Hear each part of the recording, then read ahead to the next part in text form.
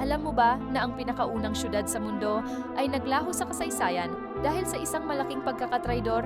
Ur sa sinaunang Mesopotamia, ang unang matagumpay na lungsod ng sangkatauhan. Sa loob ng mahigit 1,000 taon, naging sentro ito ng sibilisasyon, mga palasyo, templo, at pamilihan na nagbibigay buhay sa libu-libong tao. Ngunit bandang taong 2,000 bago si Kristo, nangyari ang hindi inaasahan. Ang mga archaeologist ay natagpuan na biglang iniwan ng mga tao ang lungsod. Walang palatandaan ng digmaan o pagkakasunog, parang nawala lang sila sa hangin. Ang tunay na dahilan, isang malaking pagbabago sa klima na nagdulot ng taggutom. Ngunit ang mas nakakagulat, ang mga pinuno ng Ur ay alam na ito ang mangyayari. Sa halip na tulungan ng kanilang mga mamamayan, tumakas sila kasama ang yaman ng lungsod. Iniwan nila ang libu-libong tao na magutom at mamatay.